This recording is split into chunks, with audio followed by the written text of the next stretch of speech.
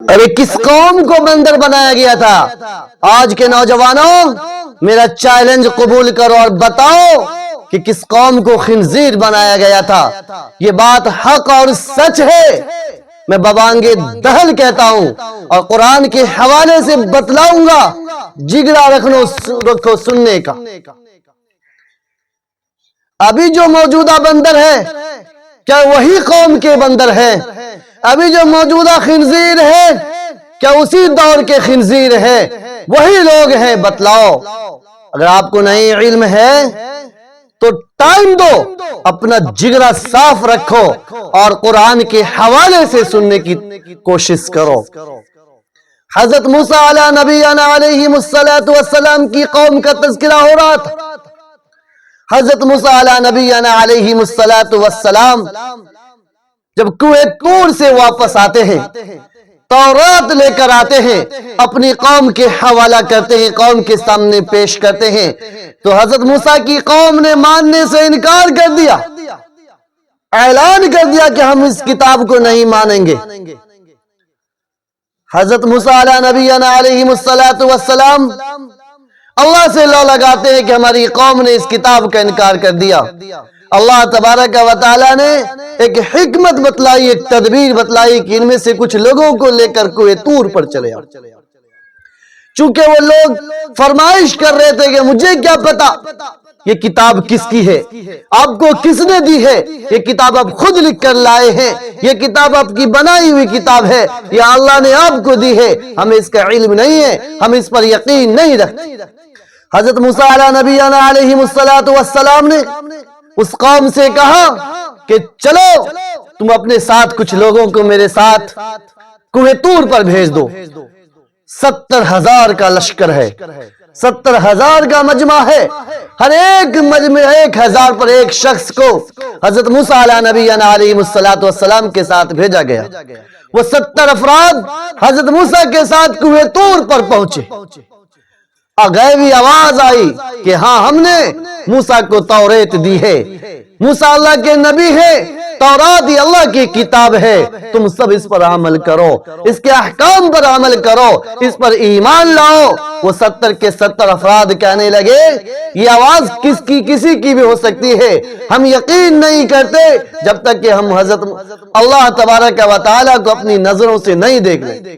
وَإِذْ قُلْتُمْ يَا مُوسَىٰ لَن نَّصْبِرَ عَلَىٰ طَعَامٍ وَإِذْ قُلْتُمْ يَا مُوسَىٰ لَن نُّؤْمِنَ لَكَ حَتَّىٰ نَرَى اللَّهَ، ہم اس وقت تک یقین نہیں کریں گے جب تک ہم اپنی آنکھوں سے اللہ کو نہ دیکھیں۔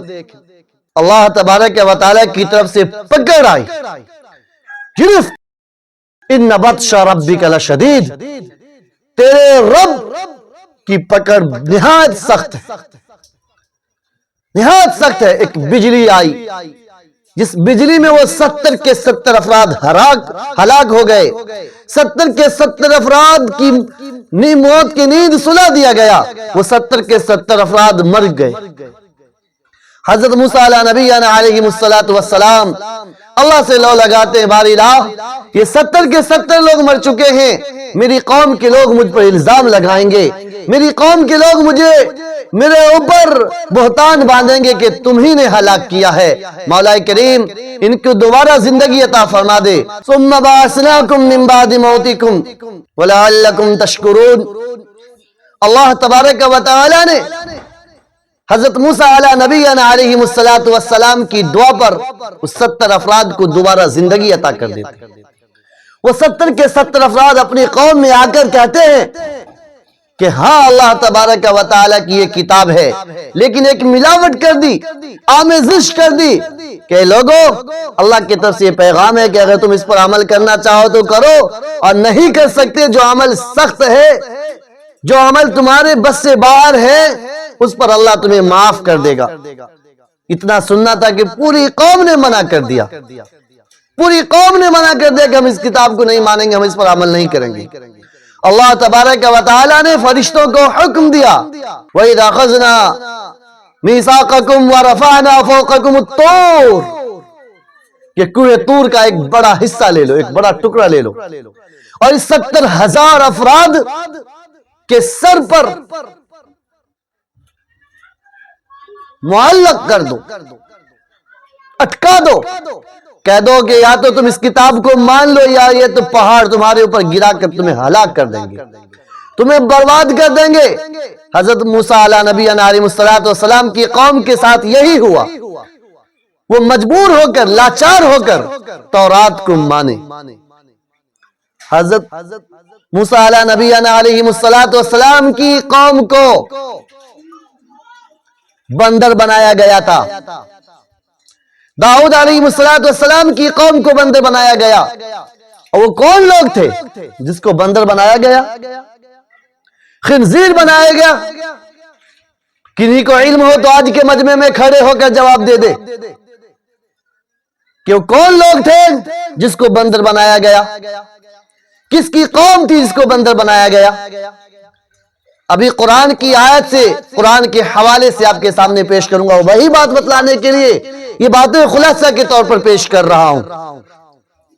حضرت موسیٰ علیہ نبی علیہ السلام کی قوم کو اللہ تبارک و تعالیٰ نے جب فرعون کے لشکر سے، فرعون سے نجات دی تو یہ قوم شرکسی کرنے لگی، بغاوت کرنے لگی۔ حضرت موسیٰ مصر کے اندر دوبارہ جا کر آباد ہو گئے۔ دوسری روایت کے مطابق جہاں آپ کا ٹھکانہ تھا، حضرت موسیٰ کو اللہ نے حکم دیا کہ جاؤ، آپ کا آبائی وطن ملک شام ہے، اس کو جا کر آزاد کراؤ۔ اس پر عمالقہ ایک قوم ہے جو ظلم و زبر کیا کرتی ہے، شرک و بت پرستی کیا کرتی ہے، خدا کی نافرمانی کیا کرتی ہے۔ جاؤ زمین کو پاک کرو، جاؤ زمین کو پاک کرو، اس سے چھین لو، وہ تمہاری آبائی زمین ہے۔ چونکہ حضرت یوسف علیہ نبی علیہ السلام کو مصر میں بیچا گیا، یعقوب علیہ السلام مصر میں آ کر رہ گئے یوسف علیہ السلام کے ساتھ، اور بنی اسرائیل یہی کے ہو کر رہ گئے، بنی اسرائیل مصر کے ہو کر رہ گئے۔ ملک شام میں آپ کا وجود باقی نہیں رہا، ملک شام سے آپ لوگ نکل چکے تھے۔ حضرت یوسف علیہ نبی علیہ السلام کو اللہ تبارک و تعالیٰ نے نبوت اور حکومت دونوں عطا کی تھی، اپنے عد حسین و جمیل تھی۔ یہی بنی اسرائیل قیام پذیر ہو جاتی ہے۔ حضرت موسیٰ علیہ نبی علیہ السلام کو حکم ہوتا ہے کہ جاؤ ملک شام کو آزاد کراؤ، جاؤ ملک شام کو پاک کرو۔ حضرت موسیٰ 70,000 لشکر کے ساتھ روانہ ہوتے ہیں، مصر سے نکلے یا اس مقام سے نکلے جہاں پر آپ آباد تھے، اور نکل کر ایک میدان ہے جو مصر اور شام کے بیچ میں، مصر اور شام کے بیچ میں میدان تیہ۔ جب وہاں پر اس قوم کو، بنی اسرائیل کو، قوم عمالقہ کی طاقت و قوت کا پتہ چلتا ہے، اس کی فوجی لشکر کا پتہ چلتا ہے، اس کے ہتھیار کا پتہ چلتا ہے، اس کے جنگجو ہونے کا پتہ چلتا ہے، اس 70 کے 70,000 افرادوں نے حضرت موسیٰ سے یہ کہہ دیا کہ جاؤ تم اور تمہارا اللہ جا کر لڑو، جہاد کرو، ہم جہاد کرنے والے میں سے نہیں۔ اللہ تبارک و تعالیٰ کی طرف سے پھر پکڑ آ گئی، پھر گرفت آ گئی۔ میدان تیہ سے وہ لوگ واپس ہونے لگے اپنے ٹھکانے کی طرف، اپنے گھر کی طرف۔ اللہ کی طرف سے ایسا پکڑ آیا کہ وہ لوگ صبح کو نکلتے، جہاں شام ہو جاتا وہاں پر راؤ ڈالتے، اور جب صبح ہوتی تو پھر اسی مقام پر پہنچ جاتے۔ آپ روپی یہ قدرت خداوندی ہے، یہ قدرت خداوندی کہ 40 سال تک اس میدان میں گھیرے رکھا، حیران و پریشان کیے رکھا، اس میدان سے باہر نہیں نکلنے دیا۔ اس میدان کے اندر، میدان تیہ کے اندر نہ درخت ہے نہ کوئی سایہ ہے۔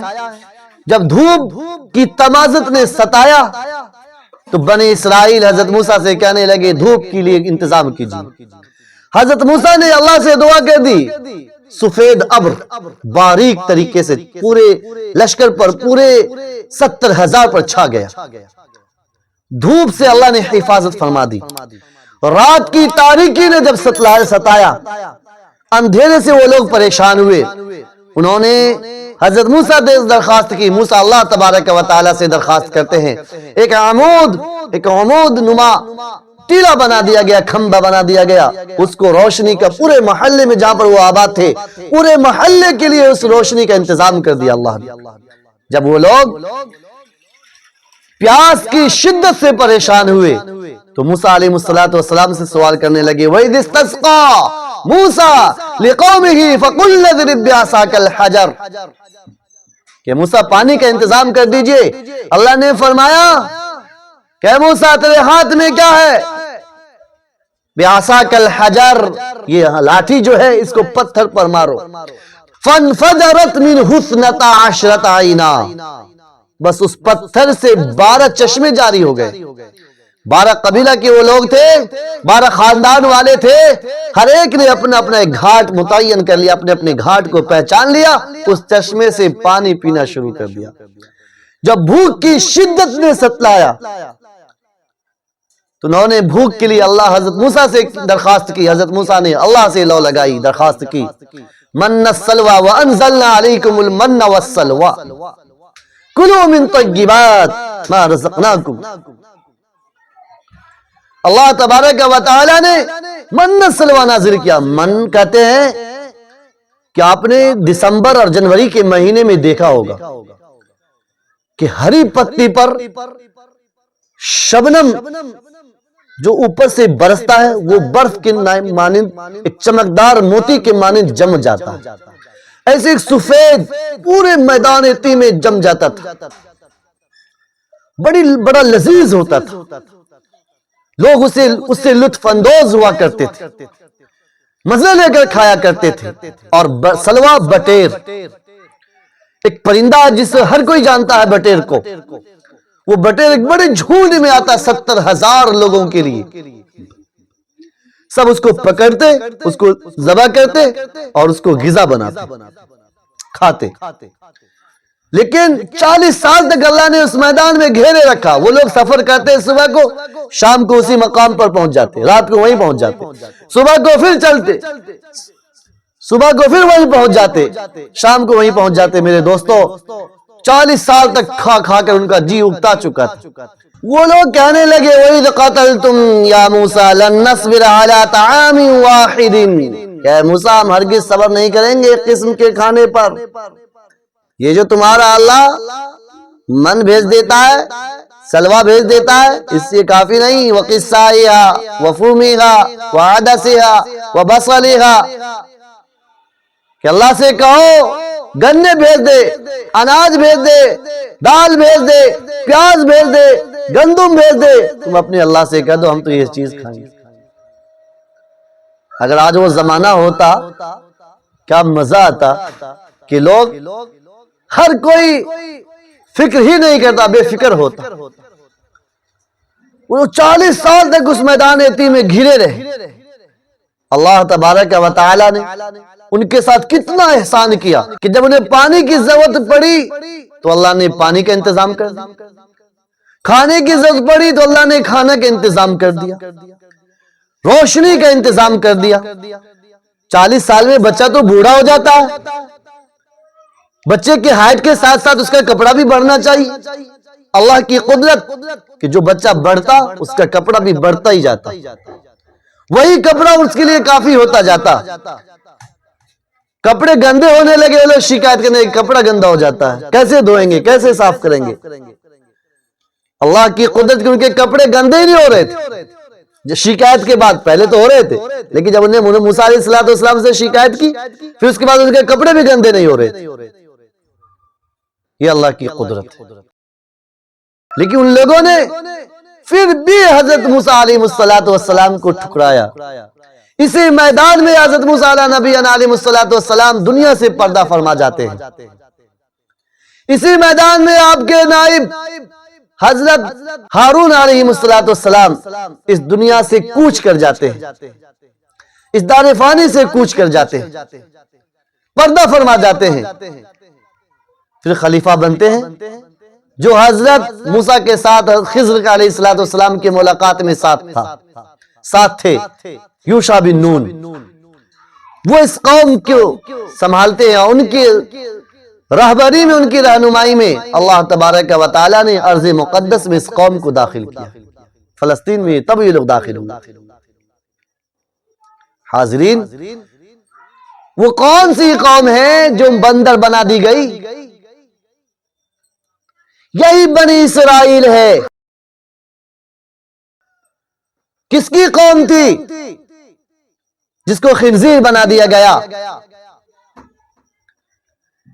حضرت داؤد علیہ نبی علیہ السلام کی قوم کو ماننے والے کو، جو لوگ نہیں مانتے تھے، نافرمانی کرتے تھے، بغاوت کرتے تھے، ظلم کیا کرتے تھے، ستم ڈھایا کرتے تھے، اللہ کے حکم کے خلاف زندگی گزارا کرتے تھے، اللہ تبارک و تعالیٰ نے اس قوم کو، یعنی بنی اسرائیل میں دو گروہ، دو جماعت، ایک داؤد علیہ السلام کو ماننے والا اور ایک نہ ماننے والا۔ اللہ نے فرمایا وَلَقَدْ عَلِمْتُمُ الَّذِينَ اعْتَدَوْا مِنْكُمْ فِي السَّبْتِ فَقُلْنَا لَهُمْ كُونُوا قِرَدَةً خَاسِئِينَ فَجَعَلْنَاهَا نَكَالًا لِمَا بَيْنَ يَدَيْهَا وَمَا خَلْفَهَا وَمَوْعِظَةً لِلْمُتَّقِينَ۔ اللہ تبارک و تعالیٰ نے بنی اسرائیل میں دو جماعت بنا دی، ایک داؤد علیہ السلام کے ماننے والے تھے، ایک نافرمانی کرنے والے تھے، بغاوت کرنے والے تھے۔ جو لوگ نافرمانی کرنے والے تھے، بغاوت کرنے والے تھے، اس کے جوان کو، جو جوان بغاوت کرتا اس کو بندر بنا دیا گیا، جو بوڑھا تھا اسے خنزیر بنا دیا گیا۔ ابھی موجودہ دور میں جو بندر ہے کیا وہی یہودی ہے؟ موجودہ دور میں جو خنزیر ہے کیا وہ یہودی ہے؟ نہیں۔ کون ہے وہ؟ مسلم شریف کی روایت ہے، صحیح حدیث ہے، حضرت عبداللہ بن مسعود رضی اللہ تعالیٰ عنہ سی روایت ہے کہ اللہ کے پیارے نبی صلی اللہ تعالیٰ علیہ وسلم نے جب اس واقعہ کا تذکرہ فرمایا کہ داؤد علیہ السلام کو، یعنی بنی اسرائیل کو، یہودی کو بندر بنا دیا گیا تھا، بوڑھے کو خنزیر بنا دیا گیا تھا، تو صحابہ کرام سوال کر لیتے ہیں۔ آپ لوگوں کے ذہن میں سوال نہیں آتا، اشکال نہیں آتا، چونکہ علم نہیں ہے، چونکہ انسیت نہیں ہے، دین سے لگاؤ نہیں ہے، اس لیے کوئی اشکال پیدا ہی نہیں ہوتا، معلومات نہیں ہے۔ اے لوگو سنو، حضرت عبداللہ بن مسعود رضی اللہ تعالیٰ عنہ فرماتے ہیں کہ جب صحابہ کرام نے سوال کیا کہ موجودہ بندر کیا یہودی ہے، بنی اسرائیل کی نسل سے ہے، قوم سے ہے؟ موجودہ خنزیر کیا یہودی ہے، بنی اسرائیل کی قوم سے ہے؟ اللہ کے پیارے نبی محمد الرسول اللہ صلی اللہ تعالی علیہ وسلم نے ارشاد فرمایا کہ جس قوم کو مسخ کر دیا جاتا ہے، یعنی انسان سے اس کو بندر بنا دیا گیا یا اور کچھ بنا دیا جائے، اس قوم کو زندہ نہیں رکھا جاتا، اسے ہلاک کر دیا جاتا ہے، اسے برباد کر دیا جاتا ہے، اس کو موت کی نیند سلا دیا جاتا ہے۔ گویا کہ بنی اسرائیل کو، پورے کے پورے بنی اسرائیل کو، جن کو بندر بنایا گیا تھا، خنزیر بنایا گیا تھا، سب دنیا سے جا چکے ہیں، سب دنیا سے جا چکے ہیں۔ اللہ کے نبی نے اسی حدیث میں ارشاد فرمایا کہ وہ بندر، جو موجودہ بندر ہے، یہ پہلے بھی تھا، بنی اسرائیل کو بندر بننے سے پہلے بھی بندر تھا اور اب بھی موجود ہے، پہلے بھی خنزیر تھا اور اب بھی خنزیر ہے۔ بنی اسرائیل جو بندر بنے تھے، یہودی جو خنزیر بنے تھے، بنی اسرائیل کی قوم جو خنزیر بنا تھا، وہ لوگ دنیا سے جا چکے ہیں، مر چکے ہیں، ان کا نام و نمود ختم ہو چکا ہے، ان کی نسل تباہ ہو چکی ہے۔ اسی حدیث کے اندر، ایک حدیث کے اندر آتا ہے، اللہ کے پیارے نبی صلی اللہ تعالی علیہ وسلم نے فرمایا کہ جن کو بندر بنایا گیا تھا، جن کو خنزیر بنایا گیا تھا، تو دو بھائی تھے، ایک فرما بردار ایک نافرمان، دو جماعت تھی، ایک فرما بردار ایک نافرمان۔ جو نافرمان کو جب بندر بنا دیا گیا تو فرما بردار کے پاس آ کر رویا کرتے، گڑ گڑایا کرتے، ان کے پاس میں کھڑا ہوا کرتے تھے۔ جو فرما بردار تھے، جو فرما بردار بندے تھے، ان کو کہا گیا تھا، انہوں نے جا کر دیکھا اس کی بستی میں محلہ دو بنا لیا گیا تھا، دو بستیاں بنا دی گئی تھی۔ اور یہ کیوں ہوا تھا؟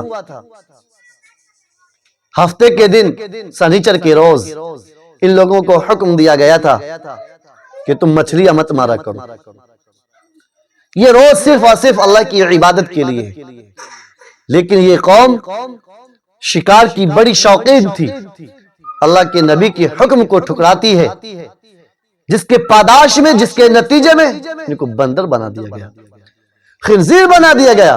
وجہ بھی بتلا دی آپ کو، مسلمان بنو تو صحیح اور سچے پکے مسلمان بنو، پتا ہو ہمیں قرآن کیا کہتا ہے، اور اس سے عبرت لینی ہے میں نے اور آپ نے، کہ اگر ہم اللہ کی نافرمانی کریں گے تو جو خدا اس قوم کو بندر بنانے پر قادر ہے وہی خدا ہم سب کا ہے، ہمیں بھی مسخ کرنے پر قادر ہے، ہماری جگہ بھی دوسری قوم کو ایمان سے مشرف کرنے پر قادر ہے، ایمان کی دولت سے نوازنے پر قادر ہے۔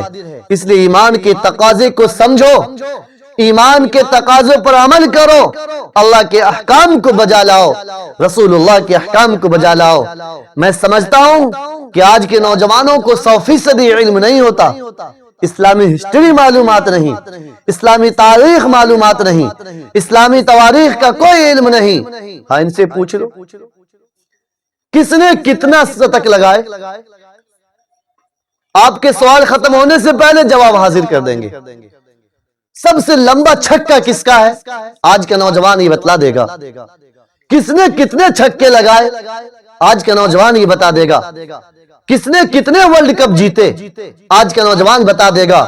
کون سا فلم کس سال میں ریلیز ہوا، کون سا فلم کس کا ہے، سب کچھ پتا ہے۔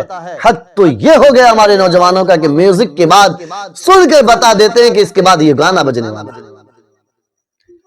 نہ رسول اللہ کے متعلق کچھ علم، نہ اسلام کے متعلق کچھ علم۔ ہم کیسے مسلمان ہیں، کیسے مسلمان ہیں؟ قرآن میں کتنے واقعات ہیں، کتنے قصے ہیں، اور وہ اس عبرت کے لیے ہے۔ قرآن قصوں کی کتاب نہیں، قرآن عبرت کی کتاب ہے، قرآن سبق کی کتاب ہے۔ اس لیے ہم سب کو عبرت حاصل کرنی چاہیے، سبق حاصل کرنی چاہیے، قرآن کو پڑھنا چاہیے، قرآن کو اپنے علماء سے سمجھنی چاہیے۔ ہمارے پاس ہر وقت موبائل چلانے کے لیے تو ٹائم ہے، لیکن مسجد میں اس وقت جاتے ہیں جب خطبے کا وقت ہو، جب مؤذن صاحب خطبہ کی اذان دے رہے ہوں یا خطبہ ختم ہونے والا ہو، اس وقت ہم جلدی جلدی موبائل بند کرتے ہیں، ادکچوا وضو کرتے ہیں، جلدی سے مسجد چلے جاتے ہیں۔ اذان کے بعد ہم نماز پڑھتے ہیں، جمعہ کے دن اذان کے بعد ہم غسل کرتے ہیں۔ ہم مسلمانوں کا عالم تو یہ، کیسے ہم سیکھ پائیں گے؟ اور امام کے پاس ٹائم نہیں دینے کا، موبائل پر ہزاروں ٹائم دیں گے، ہوٹلوں پر ٹائم لگائیں گے۔ اگر کسی مسجد میں امام صاحب نے 2 منٹ تاخیر کر دی اسلامی باتیں بتلاتے ہوئے، قرآنی باتیں بتلاتے ہوئے، لوگ آنکھ بگولا ہو جاتے ہیں۔ آج تو امام ہے ہی نہیں، وہ تو غلام ہے۔ لوگوں اسلامی تاریخ سے وابستہ ہو جاؤ۔